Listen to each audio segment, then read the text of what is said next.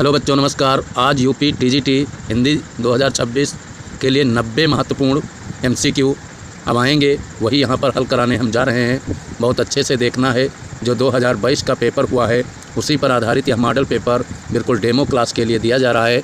अच्छे से इसको समझना है, फिर अच्छे से हल करना है। बहुत अच्छे चुनिंदा प्रश्न है। देखिए प्रश्न संख्या 1 देखिए भैया, हिंदी साहित्य के इतिहास में आदिकाल का दूसरा नाम क्या है? भक्ति काल, वीरगाथा काल, रीतिकाल, आधुनिक काल। बहुत प्रिय क्वेश्चन है भैया, आदिकाल से जुड़ा हुआ। तो आदिकाल का दूसरा नाम भैया इसमें वीरगाथा काल है। विकल्प यहाँ पर बी सही है, क्योंकि बाकी विकल्प जो हैं ये भक्ति काल भैया आदिकाल के बाद आता है, और ये जो रीतिकाल है ये भक्ति काल के भी बाद आता है। प्रश्न संख्या 2 है, पृथ्वीराज रासों के रचयिता माने जाते हैं। बहुत इंपॉर्टेंट क्वेश्चन, चंद्रबरदाई ना है। विकल्प बी सही। बढ़ते हैं प्रश्न संख्या 3। प्रश्न संख्या 3 देखिएगा। 3 कह रहा है, कबीर किस काव्यधारा के कवि हैं? सगुण भक्ति, निर्गुण भक्ति, रीतिबद्ध, छायावाद। तो कबीर दास के बारे में अच्छे से छोटी कक्षाओं से भी पढ़ते आ रहे हैं। ये निर्गुण भजन गाते थे, निर्गुण भक्ति के हैं। विकल्प यहाँ पर बी सही है। विकल्प यहाँ पर बी सही है। बढ़ते हैं प्रश्न संख्या अगला कह रहा है, कबीर की भाषा को सामान्यतः कहा जाता है? ब्रजभाषा, अवधी, साधुकड़ी, मैथिली। तो कबीर की भाषा को सामान्यतः भैया कहा जाता है साधुकड़ी। ध्यान रहे, विकल्प यहाँ पर सी सही है। अगला कह रहा है, बीजक किसकी रचना है? कबीर, सूरदास, तुलसीदास, जायसी। तो कबीर की 3 रचनाएं हैं, साखी, शबद, रामायणी। उन तीनों को मिलाकर बीजक का नाम दिया गया है, इसलिए विकल्प यहाँ पर ए सही है। आंसर भी हमने दे रखे हैं। प्रश्न संख्या 6 कह रहा है, पद्मावत के रचयिता कौन है? मलिक मोहम्मद जायसी, कुतुबन, मंझन, उस्मान। तो इनकी 3 रचनाएं भैया बहुत अक्सर पूछी जाती हैं परीक्षाओं में। अखरावट है, आखिरी कलाम है, पद्मावत है। तो ये पद्मावत के बारे में बात कर रहा है प्रश्न, तो ये ध्यान रखिएगा, मलिक मोहम्मद जायसी। विकल्प यहाँ पर आपका ए सही है। बढ़ते हैं प्रश्न संख्या अगला कह रहा है, 7 नंबर का प्रश्न, जायसी की पद्मावत किस भाषा में रचित है? ब्रजभाषा, अवधी, खड़ी बोली, मैथिली। तो इनकी भाषा भैया जो रही है वो अवधी रही है। विकल्प यहाँ पर बी सही।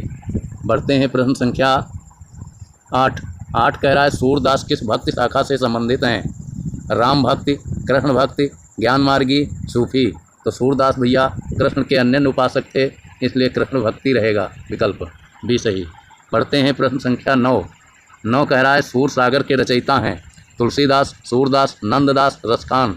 तो सूर सागर हो, चाहे सूर सारावली हो, चाहे साहित्य लहरी हो, ये तीनों रचनाएं भैया महाकवि सूरदास की हैं। विकल्प यहाँ पर बी सही है, सूरदास। बढ़ते हैं प्रश्न संख्या 10 कह रहा है, तुलसीदास की प्रमुख कृति है? विनय पत्रिका, पद्मावत, बीजक, सूरसागर। तो तुलसीदास के द्वारा विनय पत्रिका लिखी गई है। विकल्प यहाँ पर ए सही। बढ़ते हैं प्रश्न संख्या 11 कह रहा है, रामचरितमानस की भाषा है? ब्रजभाषा, अवधी, खड़ी बोली, भोजपुरी। रामचरितमानस की भाषा जो भैया रही है वो अवधी रही है। विकल्प यहाँ पर बी सही। बढ़ते हैं प्रश्न संख्या 12 है, विनय पत्रिका में प्रमुख रूप से किसकी भक्ति दिखाई देती है? कृष्ण, राम, शिव, शक्ति। तो भैया इसमें कृष्ण की भक्ति दिखाई देती है। विकल्प यहाँ पर ए सही। बढ़ते हैं प्रश्न संख्या 13 कह रहा है भैया, रसिक प्रिया के रचयिता कौन है? बिहारी, केशवदास, भूषण, देव। तो रसिक प्रिया भैया केशवदास की है। विकल्प बी सही। बढ़ते हैं प्रश्न संख्या 14 कह रहा है भैया, बिहारी सतसई के रचयिता हैं? बिहारी लाल, पद्माकर, घनानंद, देव। तो बिहारी सतसई भैया बिहारी लाल की है। विकल्प यहाँ पर आपका ए सही रहेगा। और बढ़ते हैं प्रश्न संख्या 15 नंबर का प्रश्न कह रहा है, रीतिकाल की प्रमुख प्रवृत्ति थी? राष्ट्रीय चेतना, श्रृंगार वर्णन, सामाजिक यथार्थ, प्रकट पूजा। तो रीतिकाल भैया पूरा श्रृंगार काल ही है, प्रेम पर बात की गई है, इसलिए विकल्प यहाँ पर भैया बी सही। बढ़ते हैं प्रश्न संख्या 16 नंबर का प्रश्न कह रहा है, शिवराज भूषण के रचयिता कौन हैं? भूषण जी, केशवदास, मतिराम, देव। तो शिवराज भूषण हो या शिवा बावनी हो या छत्रसाल दशक हो, ये सभी रचनाएं भैया भूषण जी की हैं। और भूषण को ये ध्यान रखिएगा, वीर रस पर कविताएं लिखते थे। और कवि भैया ये रीतिकाल के हैं, ये भी ध्यान रखिएगा, जबकि रीतिकाल पूरा प्रेम आधारित है। बढ़ते हैं प्रश्न संख्या 17 कह रहा है भैया, घनानंद किस काव्य धारा के कवि हैं? रीतिमुक्त, रीतिबद्ध, रीतिकालीन, छायावादी। तो जो घनानंद हैं भैया ये रहे हैं रीतिमुक्त के। विकल्प यहाँ पर ए सही है। बढ़ते हैं प्रश्न संख्या 18 आधुनिक हिंदी साहित्य का जनक किसे कहा जाता है? भैया स्टार लगा लीजिए, बहुत ही इम्पोर्टेंट क्वेश्चन है, बिल्कुल स्टार बना लीजिए, बहुत ही इम्पोर्टेंट प्रश्न है, हर बार पेपर में आता है। हिंदी साहित्य का जनक भैया भारतेंदु हरिश्चंद्र, विकल्प यहाँ पर बी सही। बढ़ते हैं प्रश्न संख्या 19। 19 कह रहा है भैया भारत दुर्दशा के रचयिता कौन है? भारतेंदु हरिश्चंद्र, प्रेमचंद, प्रसाद द्विवेदी। तो भारत दुर्दशा भैया नाटक है, वो भी भारतेंदु हरिश्चंद्र का है। इसी में भैया नील देवी नाटक आता है, इनके द्वारा अंधेर नगरी है, कई नाटक इनके बहुत प्रसिद्ध रहे हैं, अच्छे से याद कर लेना है। बढ़ते हैं प्रश्न संख्या 20। 20 कह रहा है भारतेंदु युग की प्रमुख विशेषता थी? राष्ट्रीय चेतना, रहस्यवाद, केवल श्रृंगार, केवल प्रकट चित्रण। तो भारतेंदु युग की प्रमुख विशेषता भैया रही है राष्ट्रीय चेतना, विकल्प यहाँ पर ए सही। बढ़ते हैं प्रश्न संख्या 21। 21 भैया कह रहा है सरस्वती पत्रिका के संपादन से किसका नाम विशेष रूप से जुड़ा है? तो वो भैया है महावीर प्रसाद द्विवेदी जी, बहुत अच्छे से याद कर लेना है, विकल्प यहाँ पर ए सही। बढ़ते हैं प्रश्न संख्या 22। 22 कह रहा है द्विवेदी युग की प्रमुख प्रवृत्ति थी? तो भैया नैतिकता और सुधारवाद, ये अच्छे से याद रखिएगा। द्विवेदी युग की प्रमुख प्रवृत्ति की बात की जाए तो भैया नैतिकता और सुधारवाद। इस युग से काफ़ी समाज हो चाहे भाषा हो, हर चीज़ में सुधार आया। बढ़ते हैं प्रश्न संख्या 23। 23 कह रहा है कामायनी के रचयिता हैं? सुमित्रानंदन पंत, जयशंकर प्रसाद, निराला, महादेवी वर्मा। तो कामायनी के रचयिता भैया माने जाते हैं जयशंकर प्रसाद जी, क्योंकि इनके द्वारा लिखा गया महाकाव्य है, विकल्प यहाँ पर भी सही। बढ़ते हैं प्रश्न संख्या 24। आंसू किसकी रचना है? प्रसाद, पंत, निराला, दिनकर। तो भैया आंसू जो है ये काव्य है और जयशंकर प्रसाद का है, ये ध्यान रखिएगा। तो प्रसाद भैया विकल्प ए पर सही है, प्रसाद हो जाएगा। बढ़ते हैं प्रश्न संख्या 25। 25 कह रहा है छायावाद के 4 प्रमुख स्तंभों में कौन शामिल नहीं है? प्रसाद, पंत, निराला, प्रेमचंद। तो छायावाद के स्तंभ में भैया प्रेमचंद जी नहीं आते हैं, अच्छे से याद रखिएगा, विकल्प यहाँ पर डी सही। प्रश्न 26। यामा की रचना के रचयिता हैं? महादेवी वर्मा, सुभद्रा कुमारी चौहान, मन्नू भंडारी, कृष्णा सोबती। तो यामा रचना जो भैया है ये महादेवी वर्मा की है, अच्छे से याद रखिएगा, विकल्प यहाँ पर सही हो जाएगा ए। और छायावाद की कवित्री हैं ये महादेवी वर्मा, 4 स्तंभ में से एक हैं। बढ़ते हैं प्रश्न संख्या 27। प्रश्न 27 कह रहा है राम की शक्ति पूजा किसकी प्रसिद्ध रचना है? निराला, पंत, प्रसाद, बच्चन। तो राम की शक्ति पूजा ये रचना जो भैया है निराला जी की है, सूर्यकांत त्रिपाठी निराला। और एक इसी से मिलती जुलती रचना आती है परशुराम की प्रतीक्षा, तो वो भैया रामधारी सिंह दिनकर की है, याद रखिएगा। यहाँ पर विकल्प आपका ए सही हो जाएगा, विकल्प आपका ए सही। बढ़ते हैं प्रश्न संख्या 28। 28 कह रहा है भैया पल्लव किसकी कृत है? सुमित्रानंदन पंत, निराला, महादेवी वर्मा, प्रसाद। तो पल्लव रचना जो है ये भैया है सुमित्रानंदन पंत की, विकल्प यहाँ पर आपका ए सही है, अच्छे से याद रखिएगा, पल्लव रचना बहुत पूछी जाती है। बढ़ते हैं प्रश्न संख्या 29। 29 कह रहा है सरोज स्मृत किस कवि की रचना है? निराला, पंत, प्रसाद, दिनकर। तो सरोज स्मृत रचना जो भैया है ये निराला जी की है, विकल्प यहाँ पर पहला सही। बढ़ते हैं प्रश्न संख्या 30। 30 कह रहा है भैया प्रगतिवाद का प्रमुख आधार है? सामाजिक यथार्थ, रहस्यवाद, कल्पनावाद, शुद्ध सौंदर्य। तो भैया प्रगतिवाद का प्रमुख आधार माना जाता है सामाजिक यथार्थ, विकल्प यहाँ पर पहला सही। बढ़ते हैं प्रश्न संख्या 31। 31 कह रहा है भैया गोदान के लेखक कौन हैं? प्रेमचंद, यशपाल, रेणु, जैनेन्द्र। तो गोदान भैया बहुत फेमस उपन्यास है मुंशी प्रेमचंद का, विकल्प यहाँ पर ए सही। बढ़ते हैं प्रश्न संख्या 32। 32 कह रहा है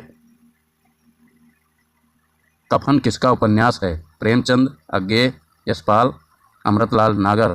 तो कफन उपन्यास जो है भैया ये है मुंशी प्रेमचंद का, विकल्प यहाँ पर ए सही होगा। बढ़ते हैं प्रश्न संख्या 33। प्रेमचंद का मूल नाम क्या था? धनपत राय, बद्री नारायण, हरिश्चंद्र, श्रीनिवास दास। तो प्रेमचंद का मूल नाम था भैया धनपत राय, विकल्प यहाँ पर पहला सही। बढ़ते हैं प्रश्न संख्या 34। 34 कह रहा है भैया कफन कहानी के लेखक कौन हैं? मुंशी प्रेमचंद, जयशंकर प्रसाद, अज्ञेय, फणीश्वरनाथ रेणु। तो कफन कहानी भैया है मुंशी प्रेमचंद की, विकल्प यहाँ पर पहला सही। बढ़ते हैं प्रश्न संख्या 35। 35 कह रहा है मैला आंचल के रचयिता हैं फणीश्वर नाथ रेणु, प्रेमचंद, यशपाल, जैनेन्द्र। तो भैया मैला आंचल फणीश्वर नाथ रेणु की है, विकल्प यहाँ पर ए सही। पढ़ते हैं प्रश्न संख्या 36। 36 कह रहा है भैया शेखर एक जीवनी किसकी रचना? अज्ञेय, इलाचंद्र जोशी, जैनेन्द्र, यशपाल। तो भैया शेखर एक जीवनी उपन्यास है और यह अज्ञेय का है, विकल्प यहाँ पर पहला सही। बढ़ते हैं प्रश्न संख्या 37। 37 कह रहा है त्यागपत्र के रचयिता कौन? जैनेन्द्र कुमार, प्रेमचंद, यशपाल, अज्ञेय। तो भैया इनके उपन्यास बहुत फेमस हैं। जैनेन्द्र कुमार के त्यागपत्र है, सुनीता है, ये दो उपन्यास बहुत पूछे जाते हैं, विकल्प यहाँ पर पहला सही। बढ़ते हैं प्रश्न संख्या 38। 38 कह रहा है झूठा सच किसका उपन्यास है? यशपाल, रेणु, अज्ञेय, अमृतलाल नागर। तो झूठा सच भैया है यशपाल का, विकल्प यहाँ पर पहला सही। बढ़ते हैं प्रश्न संख्या 39। 39 कह रहा है भैया 39 कह रहा है तमस के लेखक कौन हैं? भीष्म साहनी, कमलेश्वर, मोहन राकेश, राजेंद्र यादव। तो भैया तमस के हैं भीष्म साहनी, विकल्प यहाँ पर पहला सही। बढ़ते हैं प्रश्न संख्या 40। 40 कह रहा है आषाढ़ का एक दिन के लेखक मोहन राकेश, धर्मवीर भारती, लक्ष्मी नारायण लाल, भीष्म साहनी। तो आषाढ़ का एक दिन भैया मोहन राकेश का नाटक है, अच्छे से याद रखिएगा, विकल्प यहाँ पर पहला सही। बढ़ते हैं प्रश्न संख्या 41। 41 कह रहा है अंधा युग किसकी रचना है? धर्मवीर भारती, मोहन राकेश, प्रसाद, लक्ष्मी नारायण मिश्र। तो भैया अंधा युग जो है ये धर्मवीर भारती की रचना है, विकल्प यहाँ पर पहला सही। बढ़ते हैं प्रश्न संख्या अगला 42। 42 कह रहा है गुनाहों का देवता के लेखक हैं। तो गुनाहों का देवता भी धर्मवीर भारती की है, विकल्प यहाँ पर 42 सही, विकल्प यहाँ पर पहला सही ए। बढ़ते हैं प्रश्न संख्या 43। 43 है राग दरबारी के लेखक हैं।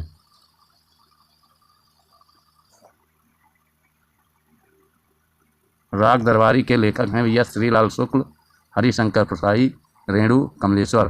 तो राग दरबारी भैया श्रीलाल शुक्ल का उपन्यास है, विकल्प यहाँ पर पहला सही। बढ़ते हैं प्रश्न संख्या 44। 44 जो कह रहा है दिन का हिंदी का पहला मौलिक उपन्यास सामान्यतः किसे माना जाता है? परीक्षा गुरु, गोदान, गबन, चंद्रकांता। तो भैया हिंदी का पहला मौलिक उपन्यास परीक्षा गुरु है, विकल्प यहाँ पर पहला सही। बढ़ते हैं प्रश्न संख्या 45। 45 कह रहा है परीक्षा गुरु के रचयिता कौन है? लाला श्रीनिवास दास, देवकी नंदन खत्री, प्रेमचंद, भारतेंदु। तो परीक्षा गुरु के रचयिता भैया हैं लाला श्रीनिवास दास, विकल्प यहाँ पर पहला सही। बढ़ते हैं प्रश्न संख्या 46। 46 कह रहा है चंद्रकांता के लेखक कौन है? देवकी नंदन खत्री, लाला श्रीनिवास दास, प्रेमचंद, वृंदावन लाल वर्मा। तो चंद्रकांता के लेखक भैया हैं देवकी नंदन खत्री, विकल्प यहाँ पर पहला सही। बढ़ते हैं प्रश्न संख्या 47। 47 कह रहा है हिंदी साहित्य का इतिहास किसकी प्रसिद्ध कृति है? रामचंद्र शुक्ल, हजारी प्रसाद द्विवेदी, रामविलास शर्मा, नामवर सिंह। तो हिंदी साहित्य का इतिहास जो है भैया ये प्रसिद्ध कृति है रामचंद्र शुक्ल की, विकल्प यहाँ पर पहला सही है। प्रश्न 48 आचार्य रामचंद्र शुक्ल ने भक्ति काल को कितनी धाराओं में विभाजित किया है? तो वो धाराएं हैं भैया दो, विकल्प यहाँ पर पहला सही है। पहली धारा है भैया सगुण और दूसरी है निर्गुण, याद रखिएगा। यहाँ पर भैया देखिए आंसर दिया गया है 4, ये आंसर आपका गलत है, इसको 2 कर लीजिएगा, 2। बढ़ते हैं प्रश्न संख्या अगला कह रहा है चिंतामणि किसकी रचना है? रामचंद्र शुक्ल, हजारी प्रसाद द्विवेदी, नामवर सिंह, रामविलास शर्मा। तो चिंतामणि जो रचना है भैया ये आचार्य रामचंद्र शुक्ल की है। चिंतामणि हो चाहे विचार वीथी हो, ये रचनाएं जो हैं आचार्य रामचंद्र शुक्ल की हैं और इनकी एक कहानी बहुत फेमस है, 11 वर्ष का समय, वो बहुत पूछी जाती है। बढ़ते हैं प्रश्न संख्या 50। कबीर नामक आलोचनात्मक कृति के लेखक हैं? हजारी प्रसाद द्विवेदी, रामचंद्र शुक्ल, नामवर सिंह, नंद दुलारे वाजपेयी। तो हजारी प्रसाद द्विवेदी जो है कबीर नामक की आलोचनात्मक कृति के लेखक रहे हैं, विकल्प यहाँ पर पहला सही। बढ़ते हैं प्रश्न संख्या 51। 51 कह रहा है भैया विद्यालय में कौन सी संधि है? गुण, वृद्ध, यण, दीर्घ। तो विद्यालय में भैया दीर्घ संधि है, विद्या प्लस आलय, विकल्प यहाँ पर डी सही। बढ़ते हैं प्रश्न संख्या 52। महेश शब्द में कौन सी संधि है? तो महेश शब्द में भैया गुण संधि है, विकल्प यहाँ पर पहला सही। बढ़ते हैं प्रश्न संख्या 53। देवेंद्र में कौन सी संधि? तो भैया देवेंद्र में भी गुण संधि है, कहीं पर ए का मात्रा दिख रहा है तो ए का ओ का तो गुण संधि होती है, ध्यान रखिएगा। बढ़ते हैं प्रश्न संख्या 54। लिखा है राजपुत्र में कौन सा समास है? तो यहाँ पर विभक्ति लोप है भैया, इसलिए तत्पुरुष समास होगा। विकल्प यहाँ पर सी सही। बढ़ते हैं प्रश्न संख्या 55। नीलकमल में कौन सा समास है? कर्मधारय, द्विगु, द्वंद्व, बहुब्रीहि। तो भैया नीलकमल में बहुब्रीहि समास है। नीलकमल में भैया विशेषण और विशेष्य का संबंध है, इसलिए कर्मधारय समास। विकल्प यहाँ पर पहला सही। बढ़ते हैं प्रश्न संख्या 56 कह रहा है दशानन में कौन सा समास है? तत्पुरुष, बहुब्रीहि, कर्मधारय, अव्ययीभाव। तो भैया ये दशानन में बहुब्रीहि समास है। विकल्प यहाँ पर बी सही है। दस आनन, क्योंकि तीसरे पद के प्रधान है, न पहले पद की न दूसरे, यहाँ पर कोई तीसरा अन्य पद प्रधान है। बढ़ते हैं प्रश्न संख्या 57 है यथाशक्ति में कौन सा समास है? द्वंद्व, तत्पुरुष, अव्ययीभाव, बहुब्रीहि। तो भैया यथाशक्ति में अव्ययीभाव है, क्योंकि पहला पद अव्यय दिख रहा है। विकल्प यहाँ पर पहला सही। विकल्प यहाँ पर सी सही। बढ़ते हैं प्रश्न संख्या 58 कह रहा है प्रतिदिन में कौन सा समास है? तो इसमें दिन भैया मूल शब्द है, प्रत्युपसर्ग है, और जहाँ जिस समास में उपसर्ग दिख जाए वहाँ पर अव्ययीभाव होता है। तो विकल्प यहाँ पर आपका पहला सही, अव्ययीभाव समास। बढ़ते हैं प्रश्न संख्या 59 कह रहा है आजीवन का सही समास है? बहुब्रीहि, अव्ययीभाव, द्वंद्व, कर्मधारय। तो आजीवन का जीवन शब्द है और उपसर्ग है, तो उपसर्ग जहाँ पर दिखे तो अव्ययीभाव समास, इसलिए विकल्प यहाँ पर बी सही। बढ़ते हैं प्रश्न संख्या 60 कह रहा है माता पिता में कौन सा समास है? द्विगु, द्वंद्व, तत्पुरुष, बहुब्रीहि। तो माता पिता में भैया द्वंद्व समास है। विकल्प यहाँ पर बी सही।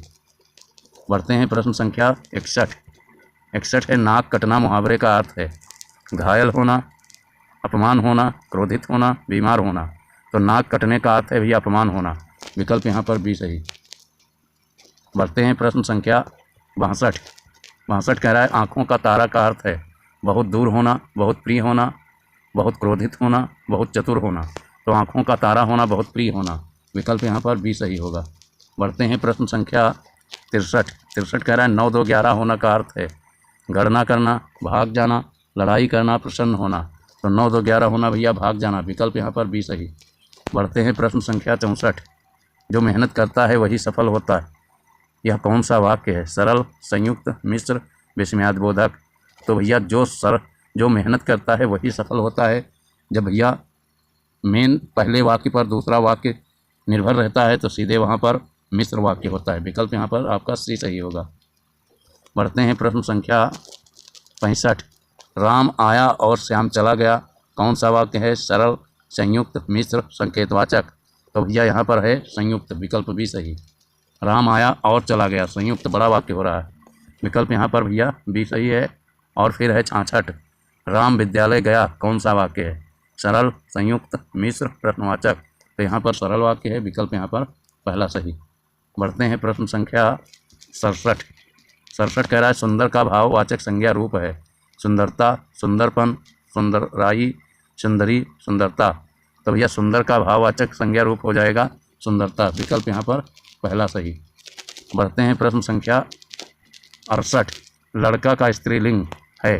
तो लड़का का स्त्रीलिंग हो जाएगा भैया लड़की। विकल्प यहाँ पर पहला सही। बढ़ते हैं प्रश्न संख्या 69 अग्नि का पर्यायवाची है? पवन, अनल, नीर, नभ। तो अग्नि का पर्यायवाची है अनल। विकल्प यहाँ पर बी सही। बढ़ते हैं प्रश्न संख्या 70 आकाश का पर्यायवाची है? गगन, पाताल, धरा, सागर। तो आकाश का पर्यायवाची हो जाएगा भैया गगन। विकल्प यहाँ पर पहला सही। बढ़ते हैं प्रश्न संख्या 71 है उन्नति का विलोम है? उन्नति का विलोम है? प्रगति, अवनति, वृद्धि, सफलता। तो भैया उन्नति का विलोम होगा अवनति। विकल्प यहाँ पर बी सही।